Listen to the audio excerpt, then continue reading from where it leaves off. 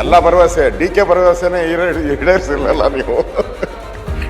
ಹೇಳಪ್ಪ, ಎಷ್ಟು ಜನಸಂಖ್ಯೆ ಇದೆ ಉತ್ತರ ಕರ್ನಾಟಕದಲ್ಲಿ? ಹೇಳಪ್ಪ, ಹೇಳ್ರಿ. ಮನುಷ್ಯನಿಗೆ ಇರ್ಬೇಕಾದಷ್ಟು ನೀವು ಚೆನ್ನಾಗಿ ಮಾತಾಡ್ತೀರಾ, ಜಾಸ್ತಿ ಇಲ್ಲ.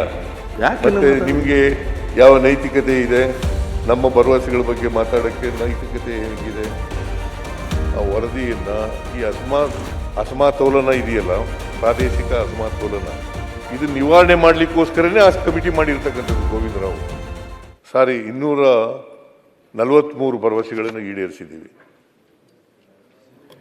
593ರಲ್ಲಿ 243 ಭರವಸೆಗಳನ್ನು ಈಡೇರಿಸಿದ್ದೀವಿ. ನೀವು 600 ಭರವಸೆಗಳು ಕೊಟ್ಟಿದ್ರಿ 2018ರಲ್ಲಿ. 60 ಭರವಸೆಗಳನ್ನು ಈಡೇರಿಸಿದ್ದೀರಿ. ಎಷ್ಟು % ಆಯಿತು? 10%.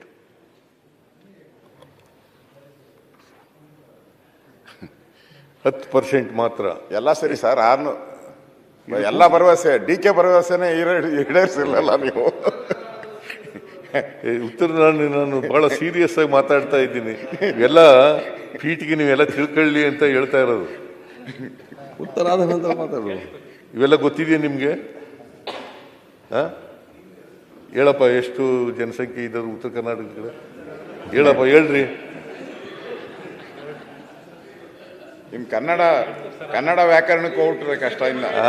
ಸುರೇಶ್, ಕನ್ನಡ ವ್ಯಾಕರಣಕ್ಕೆ ಹೋಗ್ಬಿಟ್ರೆ ಇನ್ನೊಂದು 1 ಗಂಟೆ ಆಗುತ್ತದೆ. ಹೇಳಪ್ಪ ಸುನೀಲ್, ಜನಸಂಖ್ಯೆ ಎಲ್ಲ ಗೊತ್ತಾಗ್ಲಿ ಅಂತ ಹೇಳ್ತಾ ಇದ್ದೀನಿ. ಎಲ್ಲ ಅಂಕಿಅಂಶಗಳನ್ನು ಯಾಕೆ ಹೇಳ್ತಾ ಇದ್ದೀನಿ ಅಂತಂದ್ರೆ, ಅಲ್ಲ, ಸರ್ವರಿಗೂ ಒಂದು ಮಾಹಿತಿ ಇದೆ sir. You are very good parliamentarian. ಮನುಷ್ಯನಿಗೆ ಇರ್ಬೇಕಾದಷ್ಟು ಇದೆ, ನೀವು ಚೆನ್ನಾಗಿ ಮಾತಾಡ್ತೀರಾ, ಜಾಸ್ತಿ ಇಲ್ಲ. ನಾರ್ಮಲ್ ಮನುಷ್ಯನಿಗೆ ಎಷ್ಟು ಇರಬೇಕು ಅಷ್ಟಿದೆ. ಅದು ನಿನ್ನ ಅಭಿಪ್ರಾಯ. ಈಗ ನನ್ನ ಬಗ್ಗೆ ನಿನ್ನ ಅಭಿಪ್ರಾಯ ಇದೆಯಲ್ಲ, ನಾನು ಅಲ್ಗಳೆಯಕ್ಕೆ ಹೋಗಲ್ಲ.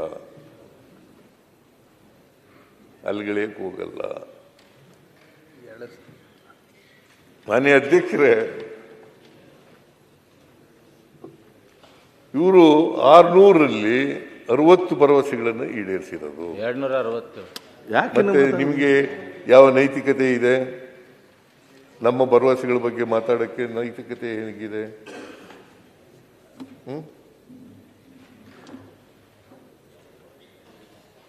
ಇವ್ರಿಗಂತೂ ಯಾವುದೇ ನೈತಿಕತೆ ಇಲ್ಲ.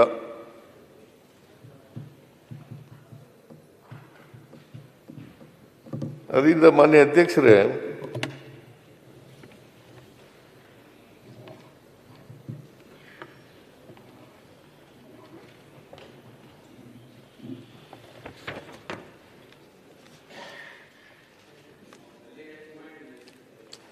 ಈ ನಂಜುಂಡಪ್ಪನವರ ವರದಿ,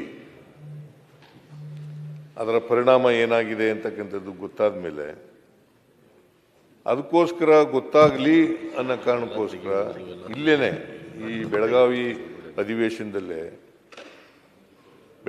ಅಧಿವೇಶನದಲ್ಲಿ ನಾನು ಘೋಷಣೆ ಮಾಡಿದೆ.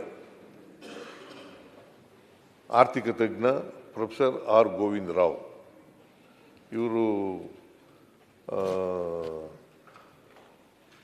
ಅಶೋಕ್ ಅವರು ಮಾತನಾಡುವಾಗ ಡಿಲೇ ಮಾಡ್ತಾ ಇದ್ದಾರೆ ಅಂತ ಅವ್ರು ಹೇಳಿದ್ದು. ಡಿಲೇ 6 ತಿಂಗಳಲ್ಲಿ ಮಾಡ್ತೀನಿ ಅಂತ ಹೇಳಿದ್ರಿ.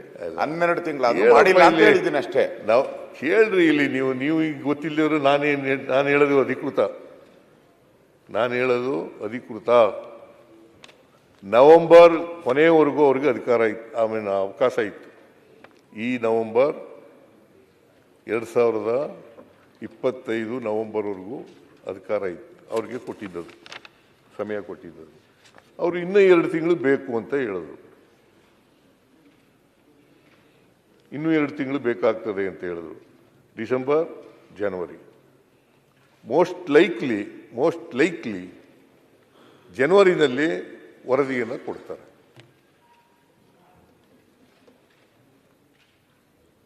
ಜನವರಿನಲ್ಲಿ ವರದಿಯನ್ನು ಕೊಡ್ತಾರೆ. ಆ ವರದಿ ಬಂದ ಮೇಲೆ ಸ್ವೀಕಾರ ಮಾಡಿ ಉತ್ತರ ಕರ್ನಾಟಕದ ಕಡೆ ಅಸಮತೋಲನ ಇದೆಯಲ್ಲ, ಇನ್ನ ಅಸಮತೋಲನ ಇದೆಯಲ್ಲ, ಅದಕ್ಕೆ ನಾವು ಆ ವರದಿಯನ್ನು ಜಾರಿ ಮಾಡ್ತಕ್ಕಂಥ ಪ್ರಯತ್ನವನ್ನು ಮಾಡ್ತೀವಿ. ನಂಜುಂಡಪ್ಪನವರು ಈಗ ಇವರು ಕೂಡ ಕೋನ್ ರೆಡ್ಡಿ ಅವರು ಇದಾರ. ಕೋನ್ ರೆಡ್ಡಿ ಅವರು ಮುಂಬೈ ಕರ್ನಾಟಕ ಇದೆಯಲ್ಲ,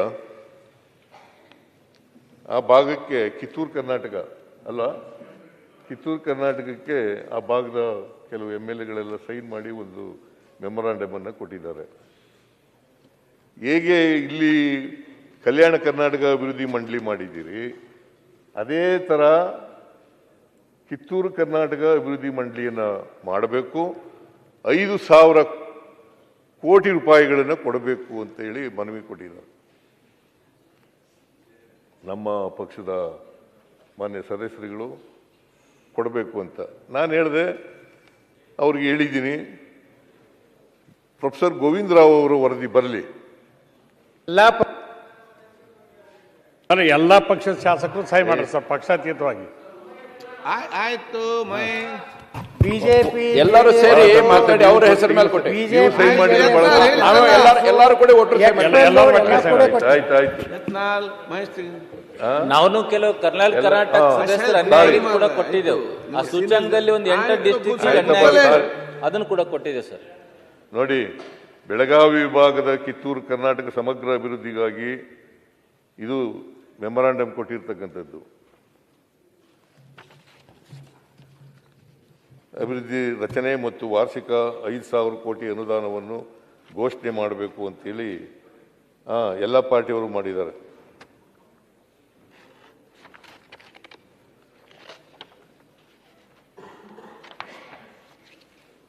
ನಾನು ಹೇಳಿದ್ದೆ ಅವರಿಗೆ, ನೋಡಪ್ಪ, ಕೋನ್ ರೆಡ್ಡಿ ಅವರು ಮತ್ತು ಇತರ ಎಲ್ಲ ಶಾಸಕರು ಬಂದು ಕೊಟ್ಟಾಗ ಅವ್ರಿಗೆ ಹೇಳಿದೆ, ಗೋವಿಂದರಾವ್ ಕಮಿಟಿ ವರದಿ ಇನ್ನೂ ಬಂದಿಲ್ಲ, ಅರ್ಥಶಾಸ್ತ್ರಜ್ಞರೆಲ್ಲ ಮಾಡಿದ್ದೀವಿ.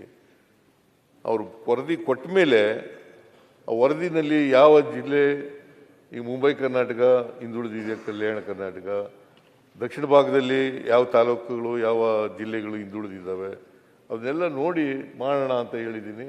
ಬಹುಶಃ ಅವರು ವರದಿ ಬಂದ ಮೇಲೆ ಮಾಡಿ ಸಾರ್ ಅಂತ ಹೇಳಿದ್ರು. ನಾನು ಕೂಡ ಆ ವರದಿಯನ್ನು ಈ ಅಸಮತೋಲನ ಇದೆಯಲ್ಲ, ಪ್ರಾದೇಶಿಕ ಅಸಮತೋಲನ, ಇದು ನಿವಾರಣೆ ಮಾಡಲಿಕ್ಕೋಸ್ಕರನೇ ಆ ಕಮಿಟಿ ಮಾಡಿರ್ತಕ್ಕಂಥದ್ದು. Govinda Rao is a known economist,